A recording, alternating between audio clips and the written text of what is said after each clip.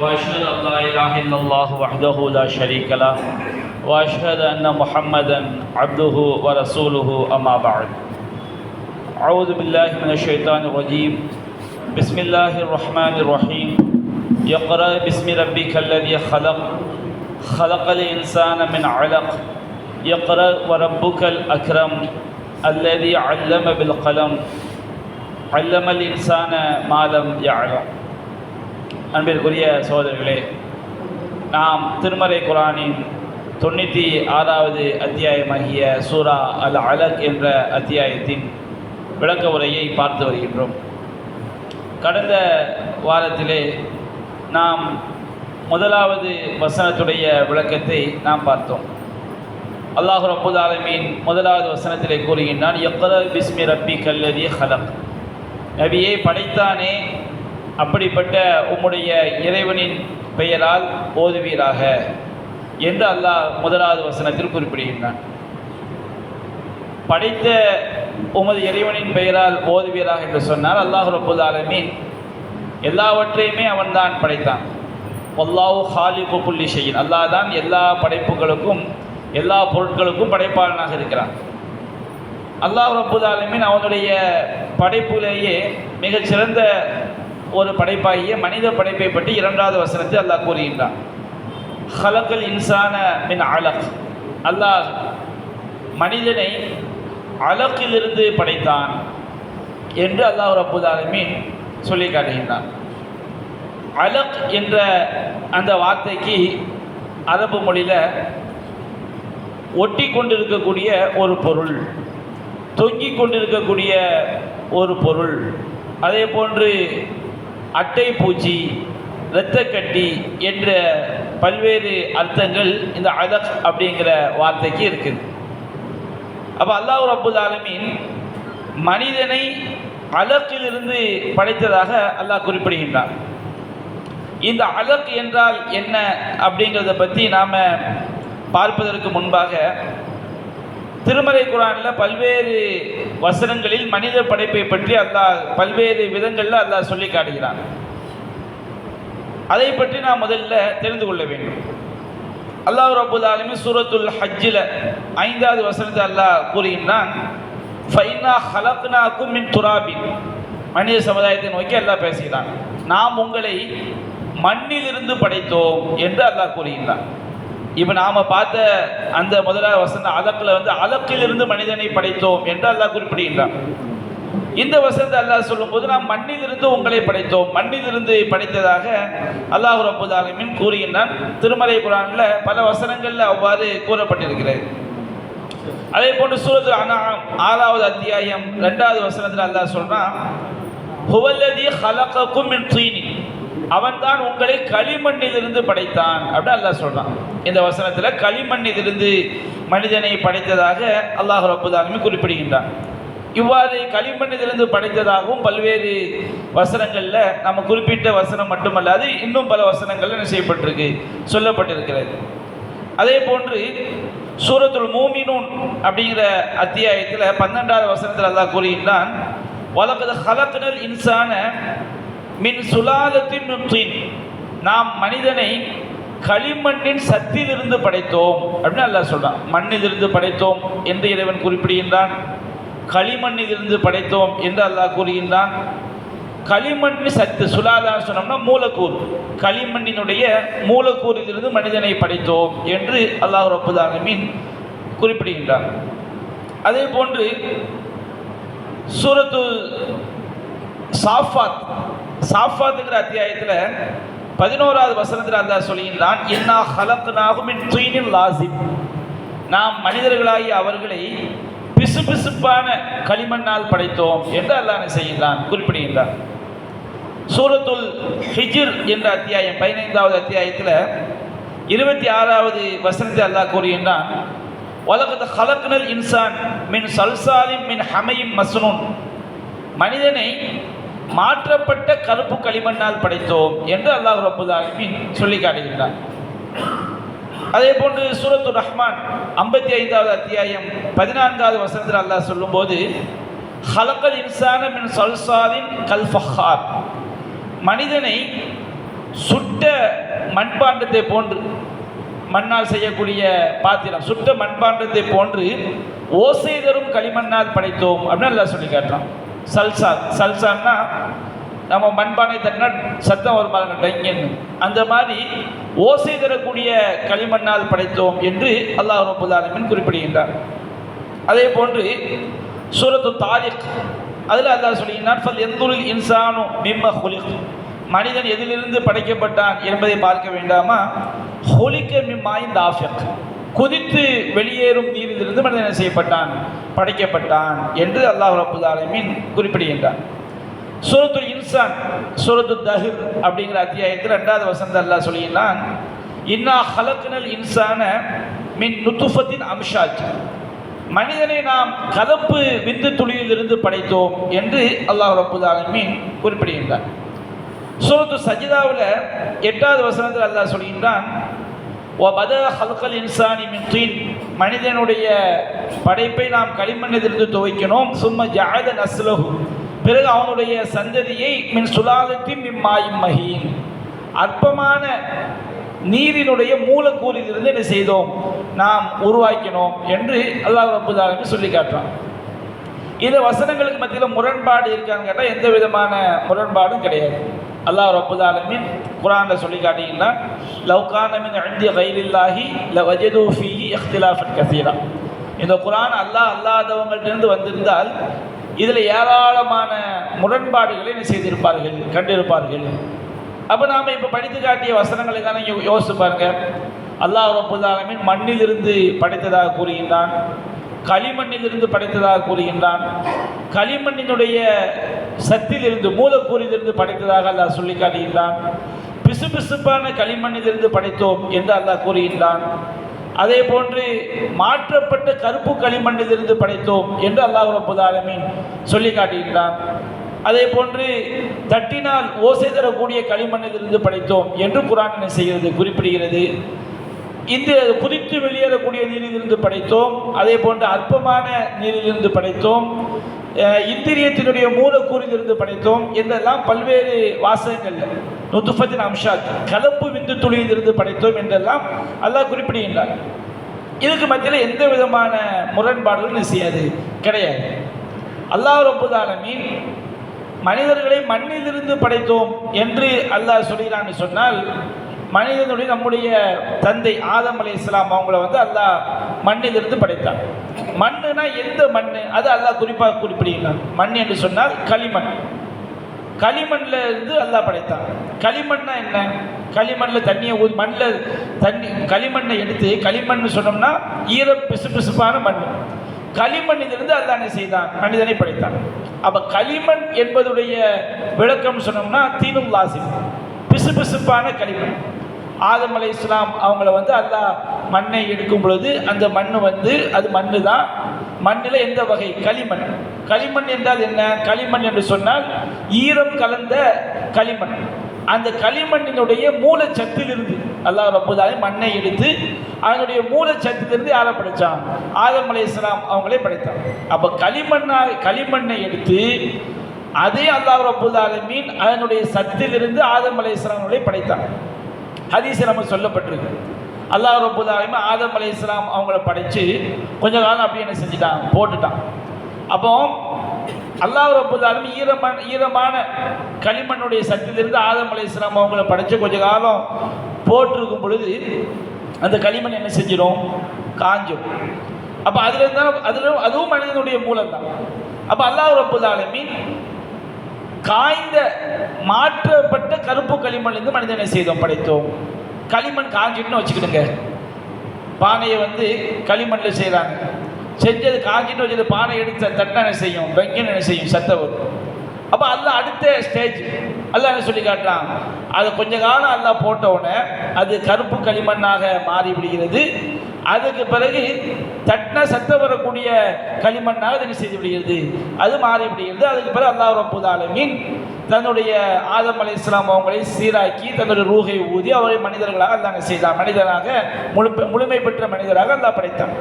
அப்போ இது எல்லாமே நம்முடைய தந்தை ஆதம் அலைஹிஸ்ஸலாம் அவங்க படைக்கப்பட்டதை பற்றி பேசக்கூடிய வசனம். ஆதம் அலைஹிஸ்ஸலாம் அவங்களை அல்லாஹ் ரப்பல் ஆலமீன் களிமண்ணால் படைத்த பிறகு ஆதம் அலைஹிஸ்ஸலாம் அவங்களுடைய சந்ததி இருக்காங்க பாருங்க, அவங்கள அல்லாஹ் ரப்பல் ஆலமீன் இந்திரியத்தால் என்ன செய்கிறான், விந்து துளியில அல்லாஹ் ரப்பல் ஆலமீன் படைக்கின்றான். சூரத்து சஜ்தா அல்லாஹ் சொல்லி காட்டுகின்றான், அல்லதி அஹ்ஸன குல்ல ஷைஇன் ஹலகு, அல்லாஹ் ரப்பல் ஆலமீன் எல்லாவற்றையும் அழகிய முறையில் படைத்தான். ஓ பத ஹல்கல் இன்சானி மின், மனிதனுடைய படைப்பை களிமண்ணிலிருந்து அல்லாஹ் துவங்கினான். சும்ம ஜஅல நஸ்லஹு, மனிதனுடைய படைப்புன்னு அல்லாஹ் சொல்ல ஆதம் அலைஹிஸ்ஸலாம். பிறகு அவருடைய சந்ததிகளை மின் சுலாலத்தின் மிம்மாயும் மஹீன், இழிவான நீர், இந்திரியம் என்பது விந்து துளி என்பது ரொம்ப அற்பமானது, அதனுடைய மூலக்கூறிலிருந்து அல்லாஹ் செய்தான், படைத்தான் என்று அல்லாஹ் சொல்லி காட்டுகிறார். இந்த விந்து துளியை பற்றி பல்வேறு வாசகங்களில் அல்லாஹ் குறிப்பிடுகின்றான். மாயின் தாஃபிக், அது குதித்து வெளியேறக்கூடிய தண்ணீர் என்று அல்லாஹ் ரப்பல் ஆலமீன் சொல்லி காட்டுகின்றான். இந்த இந்திரிய துளி தாயினுடைய கர்ப்பப்பையில் போய் அதனுடைய சினை முட்டையோடு சேரும் பொழுது ஆணுடைய அணுவும் பெண்ணுடைய அணுவும் இணையும் பொழுது அது கருவுற்ற சினை முட்டையாயிடும். அப்போ ரெண்டும் சேர்ந்து தான் ஒரு குழந்தை என்ன செய்ய தாயுடைய வயிற்றில் உண்டாகுது. இதை பற்றி அல்லாஹ் சொல்லும்போது நுத்ஃபத்தின் அம்ஷாஜ், கலப்பு விந்து துளி, இந்த இந்திரியம் போய் அந்த இந்திரியத்தினுடைய, இன்றைக்கு சயின்ஸ் என்ன சொல்கிறாங்க, ஒரு டீஸ்பூன் அளவுக்கு உள்ள இந்திரியமாக இருந்தால் கூட, விந்து துளியாக இருந்தால் கூட அதில் கோடிக்கணக்கான அணுக்கள் என்ன செய்திருக்குது. அந்த கோடிக்கணக்கான அணுக்களில் ஒரே ஒரு அணு தான் தாயினுடைய சினை முட்டையில் போய் என்ன செய்யுது, சேருது. அப்போ அல்லாஹ் சொல்லும்போது மின் சுலாலத்தி மிம்மாயும் மஹின், இந்த சுலாலாங்கிற வார்த்தை மூலக்கூறு ஒன்றினுடைய அடிப்படைய அணுவை குறிக்கக்கூடிய ஒரு வார்த்தை. அந்த இந்திரியத்தினுடைய மூலக்கூறிலிருந்து அல்லாஹ் செய்தான், மனிதனை படைத்தான். அப்போ ஒரே ஒரு மூலக்கூறு தான் தாயினுடைய அணுவை போய் அந்த சினை முட்டையை போய் சேருகிறது. சேரும் பொழுது இரண்டும் கலந்து அது ஒரு கலப்பு விந்து துளியாக செய்து விடுகிறது, மாறிவிடுகிறது. தகப்பனிலிருந்து போகும்போது அது விந்து துளி மட்டும்தான், தாயினுடைய அந்த முட்டையோடு சேரும் பொழுது அது கலப்பு விந்து துளியாக செய்யவிடுகிறது, மாறிவிடுகிறது. அப்போ இந்த ஆணுடைய அணுவும் பெண்ணுடைய அணுவும் இணைந்து பாருங்க, இந்த இணைதலுக்கு பேர் தான் அலக். அலக்குன்னு சொன்னோம்னா தாய் ஒரு தந்தையினுடைய அணுவும் தாயினுடைய முட்டையும் இணைந்து அது என்ன செய்யுதுன்னு சொன்னோம்னா தாயினுடைய கர்ப்பப்பையில் போய் அது ஒட்டி கொள்கிறது. ஒட்டி கொள்ளும் போது அரபி மொழியில் அலக் அப்படின்னு சொன்னோம்னா ஒட்டி கொண்டிருக்கக்கூடிய பொருள் அப்படின்னு அர்த்தம். தொங்கி கொண்டிருக்கக்கூடிய பொருள், ஒட்டி கொண்டிருக்கக்கூடிய பொருள், இரத்தக்கட்டி, அட்டை பூச்சி அப்படிங்கிற அர்த்தங்கள்லாம் வரும். இந்த எல்லா அர்த்தமுமே குழந்தையினுடைய அந்த கருவுறுதல் நிலையில் கருவை ரொம்ப அற்புதமாக பொருந்தக்கூடிய வாசகங்கள். ஏன்னு சொன்னோம்னா அல்லாஹ் ரப்பல் ஆலமீன் அந்த கருவினுடைய தோற்றத்தை வைத்து தான் அல்லாஹ் பேசுகிறான். இன்றைக்கு குழந்தை கருவுறக்கூடிய அந்த தாயினுடைய கர்ப்பப்பையில் கரு உண்டான பிறகு அது எப்படிப்பட்ட மாற்றங்களை எல்லாம் அடையுதுன்னு சொல்லும்போது இந்த கருவுற்ற சினை முட்டை தாயினுடைய கர்ப்பப்பையில் போய் ஒட்டி கொள்கிறது. அப்போ அல்லாஹ் சொல்ல அலக்கிலிருந்து படைத்தான். அப்போ இந்த கருவுற்ற சினை முட்டை என்பது ஒட்டி கொண்டு இருக்கக்கூடிய ஒரு பொருள். அது பார்க்கும் பொழுது ஒட்டி கொண்டு இருக்குது, தொங்கி கொண்டு இருக்கிறது. அது மட்டுமல்லாமல் ஒரு சில வாரங்கள், 2 வாரம் 3 வாரம் கழித்த பிறகு அதனுடைய தோற்றம் அது கொஞ்சம் வளர்ந்த பிறகு அதனுடைய தோற்றத்தை பார்த்தால் அது அட்டை பூச்சி மாதிரியே என்ன செய்யுது இருக்குது. விஞ்ஞானத்தை என்ன செஞ்சுருக்கிறாங்க, நிரூபிச்சிருக்கிறாங்க. பெரிய பெரிய கருவியல் வல்லுநர்கள் எல்லாம் அந்த தோற்றம், அந்த கருவினுடைய தோற்றம் அதை பார்க்கும் பொழுது, மனித பார்வைக்கு பார்க்கும் பொழுது அட்டை பூச்சியை ஒன்றை வைத்துக்கொண்டு அந்த கருவினுடைய சைஸையும் பார்த்தா 2 என்ன செய்யுது, ஒரே தோற்றத்தில் என்ன செய்யுது இருக்கிறது. அதே போன்று கருவில் ஒரு கரு உண்டாகி தாயுடைய கர்ப்பப்பையில் ஒட்டி கொண்ட பிறகு அதில் உடனே இரத்த ஓட்டம் என்ன செய்யாது, உண்டாகாது. ஒரு சில வாரங்கள் கழித்து தான் அந்த கருவில் என்ன செய்யுது, இரத்த ஓட்டம் உண்டாகிறது. அப்போ அதுக்கு முன்னாடி முதல்ல என்ன, ஒரு சில வாரங்களில் 7ஆவது நாள் 8ஆவது நாள் இந்த மாதிரி முதல் 1 வாரம் 2 வாரத்தை என்ன செய்யணும்னா அந்த கருவில் ரத்தம் கெட்டியாக என்ன செய்கிறது இருக்கிறது. ரத்தம் ஓட ஆரம்பிக்கிறது. ரத்தம் என்ன செய்யுது, அந்த கருவில் கெட்டியாக நிற்கிறது. அப்ப அது ஒரு இரத்தம் கெட்டி இருப்பதினால் அது ஒரு இரத்த கட்டியாகவும் என்ன செய்கிறது இருக்கிறது. அல்லாஹ்வுடைய வார்த்தை வந்து எக்காலத்துக்கும் பொருந்தக்கூடிய வார்த்தை. திருமறை குர்ஆன் என்பது அது ஒரு சயின்ஸ் கிடையாது. ஆனால் இது மனிதனுடைய உள்ளத்தை பக்குவப்படுத்துவதற்குரியது, மனித குலத்துக்கு வழிகாட்டுவதற்குரியது. இந்த உலகத்தில் நாம எப்படி வாழணும், மறுமையில வெற்றி பெறுவதற்கு எப்படி வாழ வேண்டும் என்பதை வழிகாட்டக்கூடிய ஒரு நூல், ஒரு வேதம் திருமறை குர்ஆன். ஆனால் இந்த திருமறை குர்ஆன் சொல்லக்கூடிய எந்த ஒரு விஷயமும் நிரூபிக்கப்பட்ட உண்மைக்கு என்ன செய்யாது, மாற்றமாக இருக்காது. இது அல்லாஹ்வுடைய வேதம். அப்ப இது அல்லாஹ்வுடைய வேதம் என்பதற்கு தெளிவான ஒரு சான்றாக என்ன செய்கிறது இந்த இறைவசனங்கள் இருக்கிறது. அப்ப அலக் அப்படின்னு சொல்றோம் பாருங்க. அலக், அல்லாஹ் ஹலக்கல் இன்சான மின் அலக், மனிதனை அல்லாஹ் ரப்பல் ஆலமீன் அலக்கிலிருந்து படைத்தான். இந்த அலக்குக்கு வந்து பல்வேறு அர்த்தங்கள், கருவுற்ற சினை முட்டை, ஒட்டி கொண்டிருக்கக்கூடிய பொருள், தொங்கி கொண்டிருக்கக்கூடிய பொருள், அட்டை பூச்சி, இரத்த கட்டி, எந்த அர்த்தம் வச்சாலுமே அது என்ன கிடையாது, தவறான அர்த்தம் கிடையாது. அந்த வார்த்தைக்கு நபி அல்லாஹ் காலத்தில் அந்த அர்த்தம் இருக்கு. அல்லாஹ் ரப்பல் ஆலமீன் கருவினுடைய தோற்றத்தை பற்றி தான் அல்லாஹ் பேசுறான். தோற்றத்தை பற்றி பேசுகிறான் என்பதற்கு என்ன ஆதாரம்?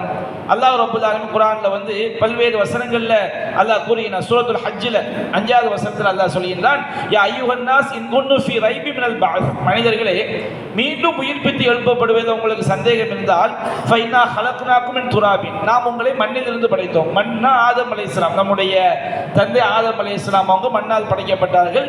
ஹவ்வா அலைஹிஸ்ஸலாம் அவங்களும் மண்ணால் படைக்கப்பட்டார்கள். சும்ம மின் நுத்ஃபத்தின், அதற்கு பிறகு இந்திரிய துளியிலிருந்து படைத்தோம். ஆதம் அலைஹிஸ்ஸலாம் ஹவ்வா அலைஹிஸ்ஸலாம் அவங்க படைக்கப்பட்ட பிறகு இந்த உலகத்தில் படைக்கப்பட்ட எல்லா மனிதர்களும், ஈசா அலைஹிஸ்ஸலாம் அவங்களை தவிர, ஈசா அலைஹிஸ்ஸலாம் அவங்களுக்கு கூட தாயினுடைய அந்த முட்டை உண்டு, தந்தை இல்லை, அல்லாஹ்வுடைய வல்லமையால் பிறந்தாங்க. ஈசா அலைஹிஸ்ஸலாம் அவங்களை தவிர, ஆதம் ஹவ்வாவை தவிர மற்ற எல்லா மனிதர்களும் இந்த உலகத்தை எப்படி தான் வந்தாங்க, அவங்க தந்தையினுடைய விந்து துளி மூலமாகத்தான் பிறந்தார்கள். அடுத்து அல்லாஹ் சொல்றான், சும்மமின் அலகா, பிறகு நாம் உங்களை அலகாவிலிருந்து படைத்தோம். சும்மமின் முதுகத்தின் முஹல்லகத்தின் வகைர முஹல்லகா. முதுகான என்ன? முதுகான்னு சொன்னோம்னா அதாவது மெல்லப்பட்ட சதைத்துண், மெல்லப்பட்ட சதைத்துண். ஒரு ஒரு அறிஞர் என்ன பண்ணுறாங்கன்னா, கருவியல் ஒரு விஞ்ஞானி என்ன பண்ணுறான்னு சொன்னோம்னா, ஒரு பிளாஸ்டிக் எடுத்து தன்னுடைய வாயை வச்சு என்ன செய்கிறாரு, பல்ல வச்சு நல்ல கட்டிக்கிறாரு, மெல்றாரு. மென்னுட்டு அதனுடைய தோட்டத்தை பார்க்குறாரு. அப்போ இந்த அலக்கா என்ற நிலை, அலக்கான என்ன சொன்னோம், அந்த அந்த தாயின் தந்தையினுடைய அணுவும் தாயினுடைய சினை மூட்டையும் இணைந்து கர்ப்பப்பையில் போய் ஒட்டி கொள்கிறது. சில நாட்களில் அது எப்படி இருக்குன்னா, ஒரு இரத்த கட்டி, ரத்தம் உள்ள இரத்த ஓட்டம் இல்லாத, ரத்தம் எல்லாம் உறைந்த நிலையில் இருக்கக்கூடிய இரத்த கட்டியாகவும் இருக்குது. அடுத்த சில நாட்களில் பார்த்தோம்னா அது வந்து ஒரு அட்டை பூச்சி. இன்னொன்று நீங்கள் பார்த்தீங்கன்னா, அட்டை பூச்சி என்ன செய்யும், நம்ம மேலே ஒட்டிக்கிட்டு ரத்தத்தை குடிக்கும். அதை மாதிரி இந்த கரு என்ன செய்யுதுன்னு சொன்னோம்னா, தாயுடைய கர்ப்பப்பையில் ஒட்டி கொண்டு தாயினுடைய ரத்தத்தை தான் அது என்ன செய்யுது, குடிச்சு தான் என்ன செய்யுது, வளருது. தாயிடம் இருந்து தான் அது வந்து உணவை எடுத்துக்கொள்கிறது, அது அந்த குழாய் மூலமாக. அப்போ இப்படி எல்லாமே என்ன செய்யுது, பொருந்துது. அப்போ அது மாதிரி இந்த அட்டை, இந்த அலக்கு என்ற நிலைக்கு அடுத்த நிலை என்ன, முதுகா. முதுகான்னு சொன்னோம்னா என்ன, மெல்லப்பட்ட சதைத்துண். ஒரு சதைத்துண் நல்ல மென்னு பார்த்தா எப்படி இருக்கும், அது போன்று இந்த கரு மாறுகிறது என்பதை என்ன செஞ்சிருக்கிறாங்க, நிரூபிச்சிருக்கிறாங்க. நம்ம இணையதளங்களில் தேடி பார்த்தா கூட நமக்கு என்ன செய்ய கிடைக்கும். அப்போ அல்லாஹ் ரப்பல் ஆலமீன் அலக்கா என்ற நிலைக்கு அப்புறம் என்ன நிலைமை வருகிறது, முதுகா, மெல்லப்பட்ட ஒரு சதைத்துண்டு. முதுகத்தின் முஹல்லகத்தின், கொஞ்ச நாள் அது என்ன செய்து படைக்கப்பட்டதும், வகைர முஹல்லகா, படைக்கப்படாதுமான மெல்லப்பட்ட சதை துண்டு. தோற்றத்தை பற்றி தான் அல்லாஹ் பேசுகிறான். அதை பார்க்கும்போது எப்படி இருக்குது, பாதி ஒரு உருவத்தை பெற்றிருக்கிறது, பாதி உருவம் பெறாமல் மெல்லப்பட்ட ஒரு சதை துண்டை போன்று என்ன செய்கிறது இருக்கிறது அப்படின்னு அல்லாஹ் சொல்லி காட்டுகிறான். இதையெல்லாம் எதுக்காண்டி அல்லாஹ் சொன்னால், இங்கு பையினக்கும், உங்களுக்கு தெளிவுபடுத்துவதற்காக. தெளிவுபடுத்தணும்னா இஸ்லாம் வந்து எல்லா சயின்ஸையுமே படிக்க ஆர்வம் ஊட்டுது. அல்லாஹ் குர்ஆனில் வந்து ஜுவாலஜி படிங்க, விலங்கியல் படிங்க, புவியியல் படிங்க, கருவியல் படிங்க, இப்படிலாம் அல்லாஹ் சொல்ல. ஆனால் அல்லாஹ்வுடைய வசனங்கள் அதனுடைய மறைமுகமான அர்த்தத்தை நம்ம சிந்திச்சு பார்க்கும்போது எல்லா படிப்பையுமே நம்ம என்ன செய்யணும், படிச்சாகணும். எல்லா படிப்பும் என்ன, ஒரு ஆள் எல்லாத்தையும் படிக்க முடியாது. ஒரு முஸ்லீம் குர்ஆனை விளங்கிக் கொள்ள வேண்டும் என்றால் பல்வேறு விதமான படிப்புகளை படித்தா தான் குர்ஆனை நம்ம என்ன செய்ய முடியும், புரிய முடியும். அல்லாஹ் சொன்னா, ஒரு தாயினுடைய கர்ப்பப்பைக்குள்ளே இருக்கக்கூடிய கருவை பற்றி அல்லாஹ் உங்களுக்கு தெளிவுபடுத்துறதுக்காண்டி நான் பேசுறேன்னு சொன்னோம்னா நம்ம அதை ஆய்வு செய்யணுமா இல்லையா? அஃபலா யன்துரூன இலல் இப்லி கைஃப குலிகத், ஒட்டகம் எப்படி படைக்கப்பட்டது என்று ஆய்வு செய்ய வேண்டாம். சும்மா ஒட்டகத்தை பார்க்கிறதா? அன்றைய காலத்து மக்களுக்கு அது நம்ம ஒவ்வொரு விஷயத்தையும் அதனுடைய அது எப்படி படைக்கப்பட்டிருக்கு, அதுக்கு பாலைவன கப்பல்னு பேர் வச்சிருக்கிறாங்க, அதனுடைய கால் குழம்பு எப்படி இருக்குது, அதனுடைய பயங்கரமாக தூசி கிளம்பும் போது அதனுடைய கண்ணில் தூசி விடாமல் எல்லாம் எப்படி படைச்சிருக்கிறான், அது நீண்ட நாள் எப்படி தாகத்தை தாங்குது, ஒவ்வொன்றையுமே ஆய்வு செய்ய வேண்டிய விஷயங்கள். அப்போ அதை படிக்கணும்னா ஜுவாலஜி என்ன செஞ்சாகணும், படித்தாக வேண்டும். அஃபலா யன்துரூன இலல் இப்லி கைஃப குலிகத் வ இலஸ் ஸமாஇ கைஃப ருஃபியத், வானம் எப்படி உயர்த்தப்பட்டிருக்கிறது என்பதை அவர்கள் சிந்தித்து பார்க்க வேண்டாமா? வ இலல் அர்தி கைஃப சுத்தியத், பூமி எப்படி விரிக்கப்பட்டிருக்கிறது. அப்போ வானத்தை பற்றி படிக்கணும்னா ஆகாயத்தை பற்றி படிச்சாகணும், பூமியை பற்றி படிக்கணும்னா புவியியலை பற்றி என்ன செய்தாக வேண்டும், படித்தாக வேண்டும். எப்படி குரானை பார்த்தோம்னு சொன்னோம்னா எல்லா படிப்புகளை பற்றியும் அல்லாஹ் என்ன செய்யலாம், எல்லா படைப்பினங்களையும் அல்லாஹ் ஆய்வு செய்ய சொல்லியிருந்தான். அப்போ அல்லாஹ் ரப்பல் ஆலமீன் கூறுகின்றால், இந்த பையினலுக்கும் உங்களுக்கு தெளிவுபடுத்துவதற்கு படைத்த இறைவன் ஒருவன் இருக்கின்றான். சாதாரண முஹம்மது ஸல்லல்லாஹு அலைஹி வஸல்லம் அவங்களை மனிதராக மட்டும் வைத்து பார்த்தால் நிச்சயமாக அவங்களை என்ன செய்ய முடியாது, இதை சொல்லவே முடியாது. எப்படி சொல்ல முடியும்? நபிகள் நாயகம் காலத்துக்கு முன்னாடி பெரிய கருவியல் இந்த கரு பற்றிய விஞ்ஞானிகள் இருந்திருக்கிறாங்க. ரசூலா காலத்துக்கு முன்னாடி கிமுலாம் இருந்திருக்கிறாங்க. அவங்க சொன்ன விஷயங்கள்லாம் பார்த்தா இன்றைக்கு சயின்ஸ் இல்லாமல் அவங்க சொன்னது எல்லாம் பொய்ன்னு சொல்லிடுச்சு. ரசூலா காலத்துக்கு முன்னாடி வாழ்ந்த விஞ்ஞானிகள் கருவியல் பற்றி பேசியிருக்கிறாங்க. அவங்க எழுதி வச்சது எல்லாம் போய் பார்த்தோம்னா அதுக்கு என்ன இல்லை, சம்மந்தமே என்ன செய்யாது, கிடையாது.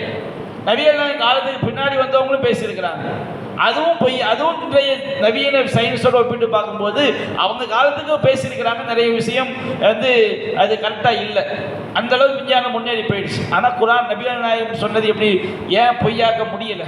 ஏதாவது பொய்யாக சித்தரிக்கலாம், ஆனால் சரியான ஆய்வு கண்ணோட்டத்தில் பார்க்கும் பொழுது எதுவுமே பொய்யாக. நபிகள் நாயகம் எழுத தெரியாது, படிக்க தெரியாது, அவங்க எந்த யார்ட்டையும் போய் எந்த அரபியை தவிர வேறு எந்த மொழியும் அவங்களுக்கு புரியவும் தெரியாது.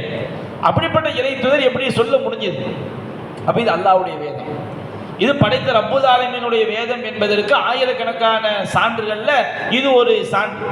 அப்போ அல்லாஹ் ரப்புல் ஆலமீன் கூறுகின்றான். இன்னொரு இடத்துல அல்லாஹ் சொல்லும்போது சூரத்துல் மூமினூன் என்ற அத்தியாயத்தில் அல்லாஹ் கூறுகின்றான், வலகத் ஹலக்னல் இன்சான மின் சுலாலத்தின் மின் தீன், மனிதனை நாம் களிமண்ணின் மூலச்சத்திலிருந்து மூலக்கூறிலிருந்து படைத்தோம்.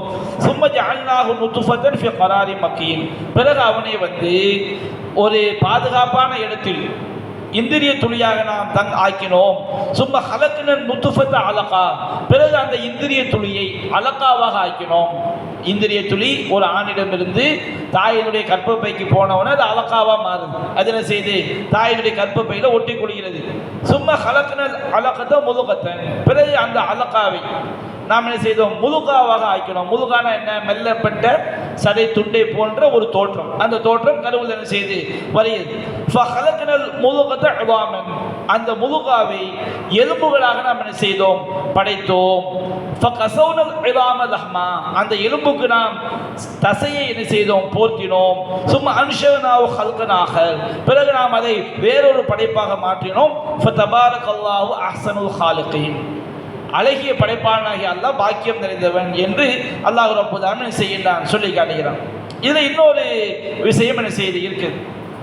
இன்றைக்கு நவீன விஞ்ஞானம் என்ன சொல்லுதுன்னா, மனித படைப்பு இருக்கு பாருங்க, மனித படைப்பு இது சரியாக 42 நாளில் தாயுடைய வயிற்றில் 42லேருந்து 45 நாளில் மனித படைப்பாக அந்த கரு என்ன செஞ்சிருது, ஆயிரம். நபிகள் நாயகம் ஸல்லல்லாஹு அலைஹி வஸல்லம் அவங்க சொல்லியிருக்கிறாங்க, சஹீஹுல் புகாரில பதிவு செய்யப்பட்டிருக்கு, இன்னல்லாஹ வக்கல ஃபிர் ரஹிமி மலக்கன், அல்லாஹ் ரப்புல் ஆலமீன் கர்ப்பப்பைக்கு ஒரு மலக்க அல்லாஹ் நியமிச்சிருக்கான். என்றைக்கு போய் இந்த தந்தையுடைய அணு தாயினுடைய கர்ப்பப்பையில் போய் சேர்ந்துட்டோ அங்கே ஒரு மலக்க அல்லாஹ் என்ன செஞ்சிடலாம், நியமிச்சிடலாம். நியமிச்சவன் அவர் சொல்லுவார், யா ரப் நுத்ஃபா, இறைவா இந்திரியமாக இருக்கிறது அப்படின்னு சொல்லுவார். அடுத்தது அலகாவான பிறகு யா ரப் அலகா, இறைவா அலகா என்ற நிலையை அடைந்து விட்டு ஒட்டி கொண்டிருக்கக்கூடிய பொருளாக அதனை செஞ்சது அடைந்து விட்டது. யா ரப் முலுகா, இறைவா முலுகாவாக ஆகிவிட்டது, பார்க்கும்போது மெல்லப்பட்ட ஒரு சதை தோன்றினுடைய தோற்றத்துக்கு வந்துவிட்டது. அவ்வா அராத யஹ்லுகஹா, அல்லாஹ் ரப்புல் ஆலமீன் அதை படைக்க நாடும், அதுக்கு பிறகு மனித தோற்றம் என்ன செய்து உண்டாகும். அப்போ அல்லாஹ் அவர் சொல்லுவார், அல்லாஹ் அதை படைக்க நாடும் பொழுது மனித தோற்றத்தை அடையும் போது ஆனா பெண்ணாங்கிற தீர்மானிக்கணுமா இல்லையா? அப்போ அவர் கேட்பார், யாரப் தக்ருன் அம் யாரப் உன்சா, இறைவா இது ஆனா பெண்ணான்னு கேட்பார். அப்போ அல்லாஹ் அடுத்து யாரும் ஷக்கியும் நம் சயீதுன், அது ஆனா பெண்ணா என்பதும், அவன் துர்பாக்கியசாலியா அல்லது நர்பாக்கியசாலியா என்பதும், அவனுக்குரிய ரிசுக் என்ன, அவன் எப்போ மௌத்தாவான், இது எல்லாமே என்ன செய்யப்படுகிறது, அந்த தாயினுடைய வயிற்றிலேயே எழுதப்படுகிறதுன்னு சொல்லி நபிகள் நாயகம் ஸல்லல்லாஹு அலைஹி சொல்லி காட்டுறாங்க. இது எல்லாம் எப்போ எழுதப்படுகிறது? சஹீஹ் முஸ்லிமில் பதிவு செய்யப்பட்டிருக்கிறது. அதாவது சஹீஹ் முஸ்லிமில் அப்துல்லா இப்னு மஸ்ஊத் ரலியல்லாஹு அன்ஹு அறிவிக்கிறாங்க, இதா மர்ரபின் நுத்ஃபதி சிந்தானி வல்பஊன தைலா, இந்திரியம் தாயினுடைய அந்த கர்ப்பப்பைக்குள்ள போய் 42 நாட்கள் கடந்த பிறகு 42 நாட்கள் கடந்த பிறகு பாஸல்லாஹு இலைஹா மலக்கன், அல்லாஹ் அதை நோக்கி ஒரு மலக்கை அனுப்புகிறான். நம்ம முதல்ல பார்த்த ஹதீஸில் தாயினுடைய கர்ப்பப்பைக்குள்ள தந்தையுடைய அணு போன உடனே மலக்கு வந்துடுறாரு. அப்போ ரெண்டுக்கும் முரண்பாடு கிடையாது. அந்த மலக்கு வர்றாரு, ஒவ்வொன்றே அல்லாஹ் சொல்றாரு. 42வது நாள்லேயே அந்த மலக்கு என்ன செய்யறாரு, வர்றாரு. வந்து அல்லாஹ் கிட்ட சொல்றாரு, சவ்வரஹா, அதை என்ன செய்கிறார், தோற்றம் கொடுக்கிறார். அந்த மலக்கு என்ன செய்யறாரு, அது அல்லாஹ் ரப்புல் ஆலமீன் அதற்கு ஒரு தோற்றத்தை கொடுக்கிறார். வ ஹலக ஸமஅஹா வ பஸரஹா, 42வது நாளில் அதனுடைய செவிப்புலன் பார்வை புலன் படைக்கப்படுகிறது. நீங்கள் வேணாலும் போய் தட்டி பாருங்க, கருவியலில் போய் பாருங்க. 42வது நாளில் தான் 42வது நாளில் என்ன உண்டாகுது, 42வது நாளுக்குள்ள செவிப்புதன் அந்த குழந்தைக்கு என்ன செஞ்சிருது, உண்டாகி விடுகிறது. பார்வை புதன் உண்டாகி விடுகிறது. முதல்ல எது உண்டாகுது, செவி. அடுத்து எது உண்டாகுது, பார்வை. கண்ணுக்குரிய படைப்பு. வஜில்தஹா வ லஹ்மஹா வ இதாமஹா, அதனுடைய தோல், அதனுடைய தசை, அதனுடைய எலும்புகள் எல்லாம் என்ன செய்யப்படுகிறது, வடிவமைக்கப்படுகிறது. சும்ம காலையா ரப், பிறகு அந்த மலக்கு கேட்பார், அது தக்ருன் அம்முன்சா, இறைவா ஆனா பெண்ணான்னு கேட்பாரு. ஃபயக்லி ரப்புக்க மாஷா, இறைவன் நாடியதை என்ன செய்வான், தீர்ப்பளிப்பான். ஆணுனா ஆணு, பெண்ணுனா பெண்ணு. அடுத்து எக்துபுல் மலக்கு, மலக்கு அதை என்ன செய்வார், எழுதிடுவார். சும்மா எக்குள் யாரும் அஜலுஹு, இறைவா இவன் எவ்வளோ காலம் வாழணும், இவங்க தவணை என்ன.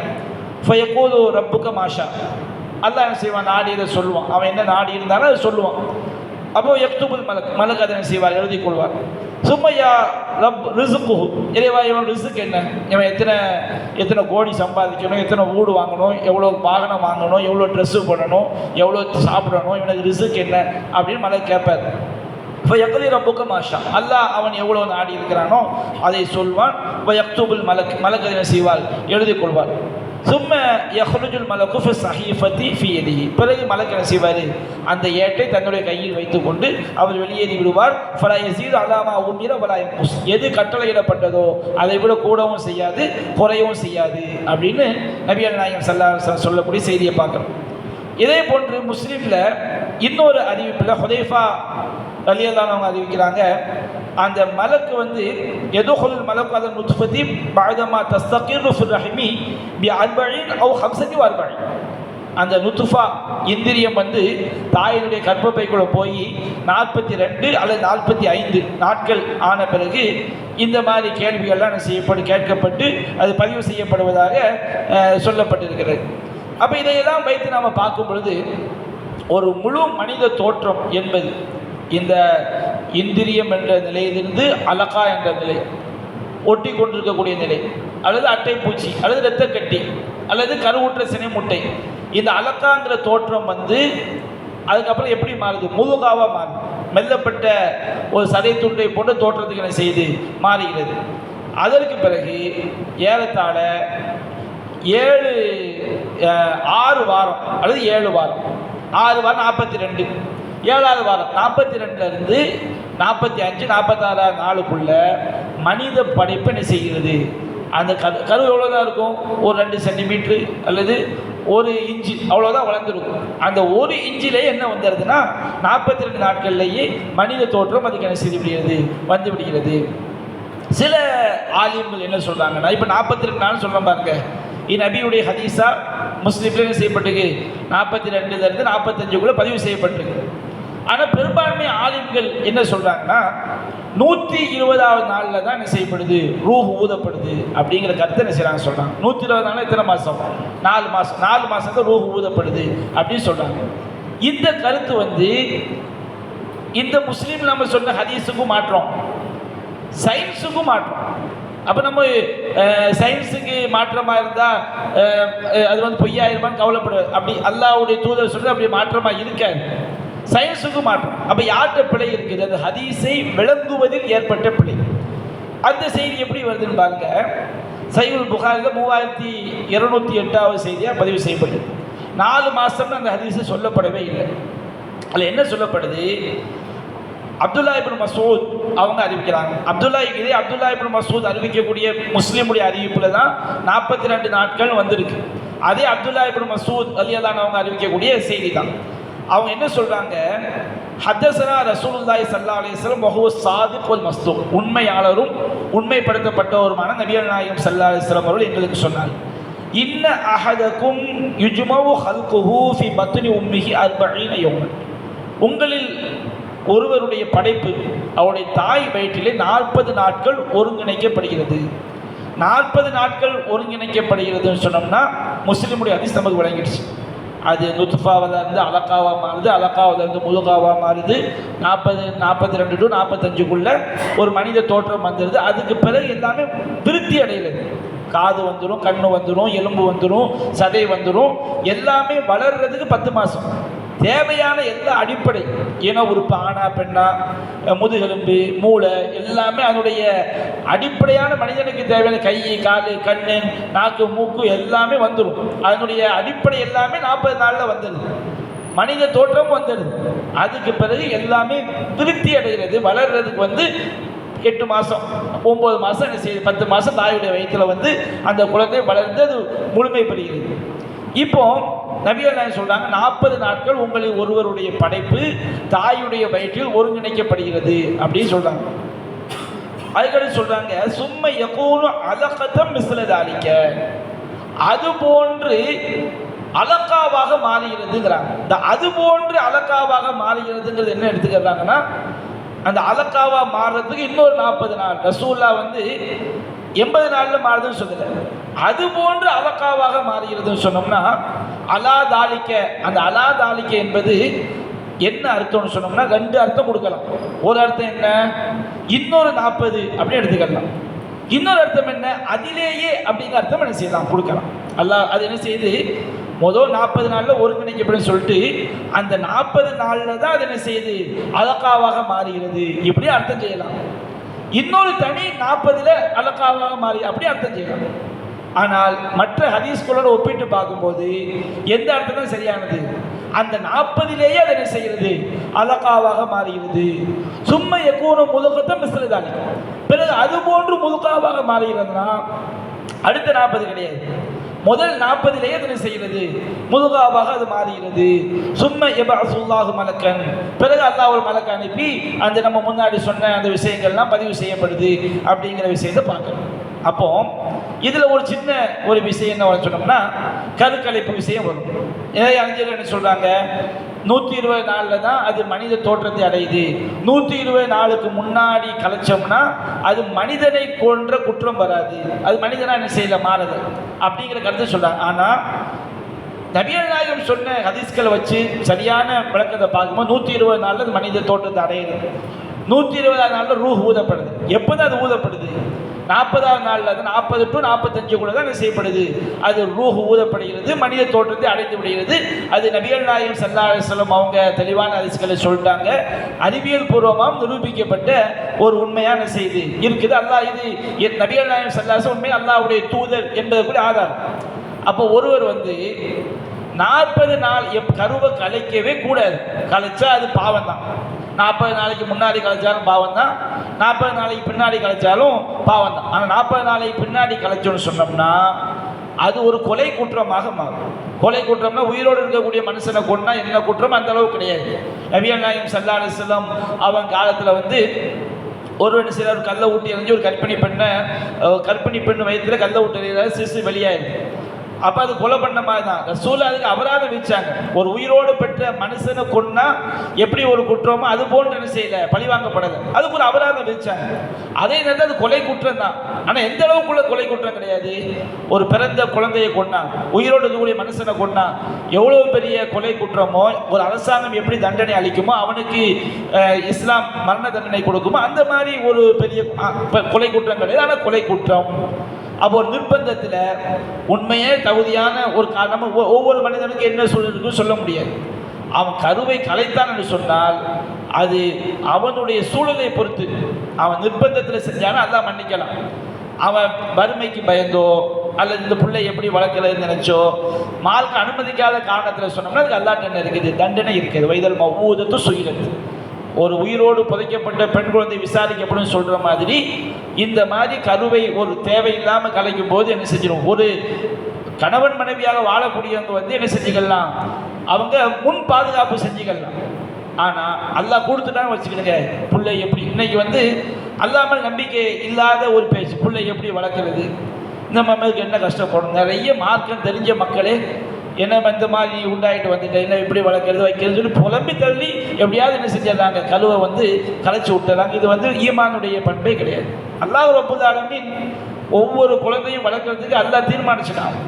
அவன் ரிசுக்கு அல்லாஹ் பொறுப்பேற்றுக்கிட்டான். திடீர்னு எத்தனை பேர் பிள்ளைகளை விட்டுட்டு மௌத்தா போயிடறாங்க, அந்த பிள்ளைய வளரலையா. சுனாமியில் வந்து எத்தனை பேர் அலை அடித்து லட்சக்கணக்கான பேர் கொண்டு போயிடுச்சு, அவங்களுடைய பிள்ளைங்கள்லாம் செத்தா போயிட்டாங்க. அல்லாஹ் ரப்பல் ஆலமீன் ஒவ்வொரு ஆளுக்கும் ஒரு விதி வச்சிருப்பான், அதன்படி என்ன செய்யும் நடக்கும். ஆனால் இந்த மாதிரி மனநிலை இருக்கு பாருங்க. அல்லாஹ் சொல்றான், வலா தக்துலு அவுலாதக்கும் ஹஷ்யத இம்லாக், மறுமைக்கு பயந்தவங்க பிள்ளைகளை கொல்லாதீங்க அல்லாஹ் சொல்றான். ஈமானுக்கு எதிரான செய்யும். நான் கூட நர்சுகுஹும் வையாஹும், உங்களுக்கும் அவங்களுக்கும் நாம தான் ரிஸ்க் கொடுக்குறோம், நீ ஏயா கொள்ற, கொல்லக்கூடிய அதிகாரத்தை அல்லாஹ் மனுஷனுக்கு என்ன செய்ய தரல. ஆனால் சில நேரங்களில் வந்து சிலர் வந்து வாழ்க்கையில் வந்து தவிர்க்க முடியாத நிர்பந்தம் ஒன்று இருக்கும். அந்த மாதிரி ஒரு சூழலில் ஒருத்தன் கலைக்கிறது அவனுக்கு அல்லாஹ் கொள்ளு, நீ செஞ்சே சரி தப்பு நம்ம செய்ய முடியாது, தீர்மானிக்க முடியாது, அது ஒரு விஷயம். அப்போ இங்கே நாம் என்ன விளங்கி கொள்ள வேண்டும் சொன்னோம்னா, அந்த மனித தோற்றம் அடைவது எத்தனாவது நாளில் தான், 40 to 45 நாட்குள்ள என்ன செஞ்சிருது, அது வந்து ஆனா பெண்ணா செவி எல்லா அடிப்படையான விஷயங்கள் எல்லாமே படைக்கப்பட்டு விடுகிறது என்பதை நாம் என்ன செய்கிறோம், தெரிந்து கொள்கிறோம். அப்போ இந்த அலக்காவை பற்றி நாம் என்ன செய்திருக்கிறோம், பார்த்துருக்கிறோம். அடுத்தடுத்த வசனங்களுடைய விளக்கத்தை நாம் என்ன செய்வோம் இன்ஷா அல்லாஹ் வரக்கூடிய நாட்களில் வரக்கூடிய வாரங்களில் விரிவாக காண்போம். வாஹிரு தஅவானா அல்ஹம்துலில்லாஹி ரப்பில் ஆலமீன். சுப்ஹானக அல்லாஹும்ம பிஹம்திக அஷ்ஹது அல்லா இலாஹா இல்லா அன்த அஸ்தக்ஃபிருக வ அத்தூபு